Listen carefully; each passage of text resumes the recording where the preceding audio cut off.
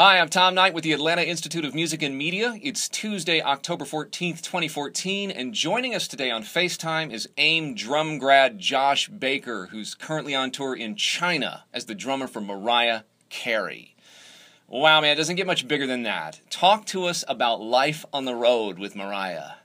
Life on the road with Mariah is definitely perks to being here. It's definitely an amazing experience. I'm here doing her 2-month tour, the Elusive Chanteuse tour, and it's going through Asia, Austria, and a few other places. I'm currently in China right now, and it's just amazing. Now, how long have you guys been out on the road? So far, we've been out for about 2 weeks. So the show's probably really together by now, and everything is just rolling real smooth. Oh yeah, everything's starting to dial in now. We're good to go. That's awesome. That's awesome. Talk to us about how you came to work with Mariah. How did that relationship begin?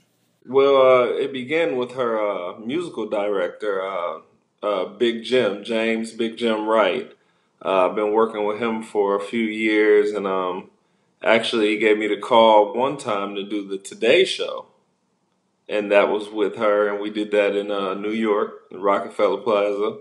And it just kind of continued to grow from there. We've done, plenty of other things before Mariah, but that was my introduction to her. So it went from that gig, and, she has this tour, and here I am. Man, and you sound so good on the gigs, man. Oh, thank you. You're making us proud. I love the A hat, man. That stands for, Atlanta or AIM, maybe, just perhaps. I don't know. Either one. Oh no, man, we are so super proud of you. Thanks.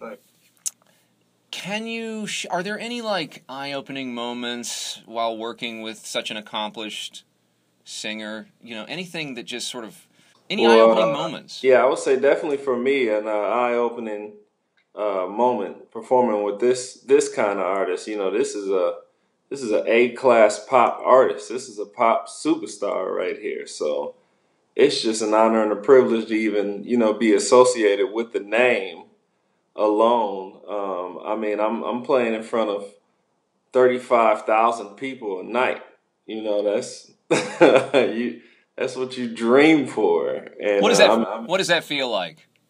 It's an amazing feeling, Now it's starting to dial in, like we said, it's feeling like home, It's just it's mind blowing.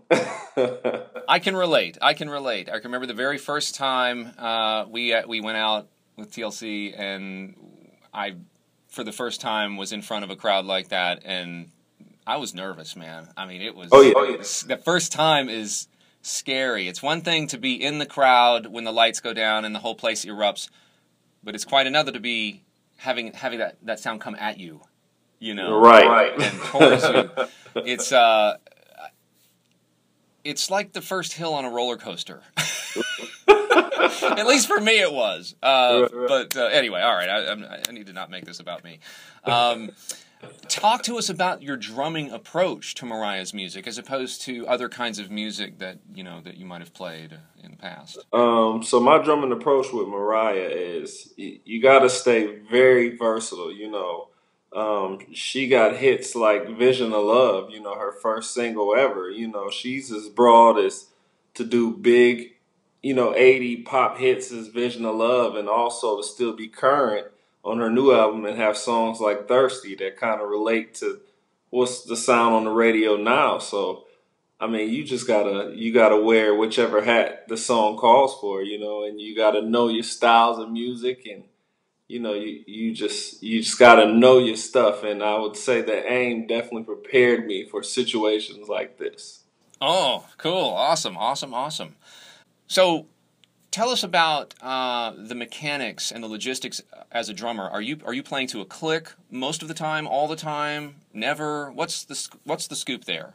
Yeah, I do play with a click, and once again, going to AIM, that definitely prepared me for these type of situations. We definitely have our live moments, and we also have some band moments where everybody in the band gets a chance to kind of, showcase yourself. So it's not always just stick to the track and, it's this and it's boring. You also get to be yourself as well throughout the music. So it's an amazing experience. Oh, that's great. So some personal expression every once in a while. Oh, yeah. Good, good, good. Let everybody know who Josh Baker really is. That's right, that's right. Tell us about how life on the road is different overseas as opposed to touring around the States. Well, life on the road overseas is different, as you can definitely imagine. I actually, we have a language barrier. So, but thanks to the wonderful world of technology nowadays, that definitely helps. But, it's different cultures, it's different foods, different time zones. I'm actually literally a day ahead right now, 12 hours ahead. Okay, so it's about 2 o'clock in the afternoon on Tuesday here in Atlanta as we shoot this. What time and day is it where you are now?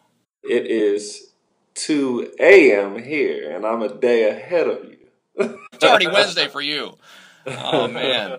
Well, the cool thing is, if you were to fly back, at least I remember this from flying back from Japan, that's the only...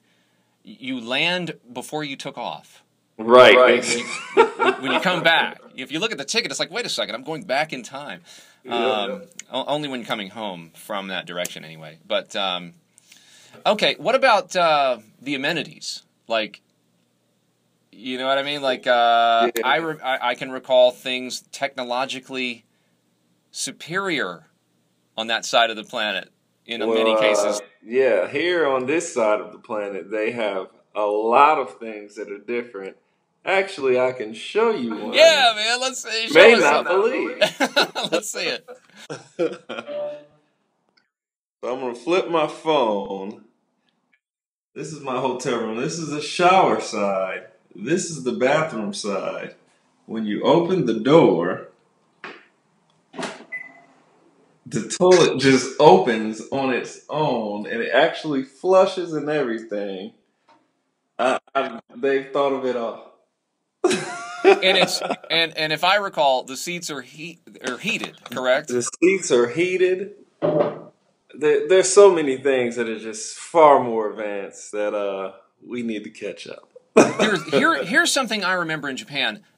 This is brilliant, and I can't believe we don't have this here. In the States, in order to get the water just right, you got to turn the hot on, then you got to turn the cold, and you got to mess around.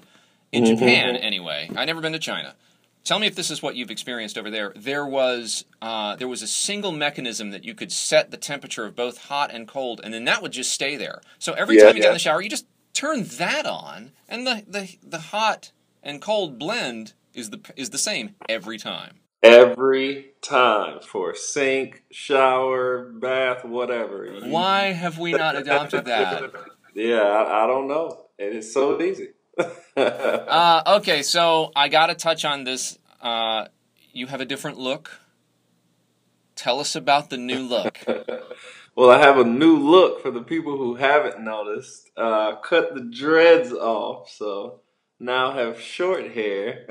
So a lot of people kind of double take when they see me now. Is that really you? Right. Yeah, it's really me. I just think it was about that time. Actually grew my hair out to teach myself patience. Oh, cool. Something different. Somebody kind of told me, but yeah, I think it was about that time just for me personally to cut my hair. It's a new look, a new image, and I've been getting a great response. So hey, doesn't affect the drumming. I guess I'm gonna have to cut mine now. Well, I saw on Facebook that there were some air quality issues. What happened? What was going on over there? Well, with the pollution here in China, there's definitely some air issues, I would say. So it's very custom to have a little face mask here. So I have a few of them, and it's just it's very polluted. It's very overpopulated here, actually, and just with the smog and it's a lot of cigarette smoke and just all the things, take into account that kind of just go in there. When we landed, when we looked out the window, the air was always foggy here. The air looked brown. Wow. Literally. How does Mariah deal with that? I mean, does she sing and then take breaths from oxygen, or? Right, yeah, we do the best we can to accommodate, just keeping her wrapped up and, away from that as much as possible. And, just only doing the show outside, and it was an outdoor concert in the arena. Yeah, yeah. So, doing the show, and as soon as it's over, just making sure we wrap her back up. But, I mean, hey, she's a pro. There you go. Show must go on. Show must go on. So, where are you guys headed next? What's next on the tour? So next up on the list, we've been many places. I'm still in China. We have a few more China dates, and next we'll be hitting like Malaysia and Thailand and Austria. A few places, and who knows where else. But I'm definitely thankful to be here on this tour, and it's an amazing experience. That's awesome. Do you think you guys might hit the States at all? Is there any talk about that? I have no idea. Okay. I just know I'm the man behind the show. And that you are. Well, hey, for any of our viewers who might be students at AIM or thinking about attending AIM, do you have any words of wisdom for those guys as an AIM grad yourself? Of course. So anybody who is contemplating on going to AIM, or you're there now, I would say if you're not there, definitely go. It was something that took me to that next level. It took my thinking, my drumming, my playing, my dexterity, everything to the next level. And for the people who are in AIM now and watching this video, keep going. Trust me, I've been there. I know how hard it is. Tom, Craig, it's an amazing experience. What you put in is what you get out, and you got the best teachers in school ever. Thank you. Well, thanks so much, Josh, for taking time out of your jet set schedule. I know it's tough, especially being on the other side of the planet, for talking to us today, man. No problem. I appreciate you making time for me. Hey, anytime, man. Listen, safe travels, my friend. Stop by AIM when you come back. We'd love to see you. Most definitely. I'll be there. All right. Well, I'm Tom Knight with the Atlanta Institute of Music and Media, and I'll see you on the next episode.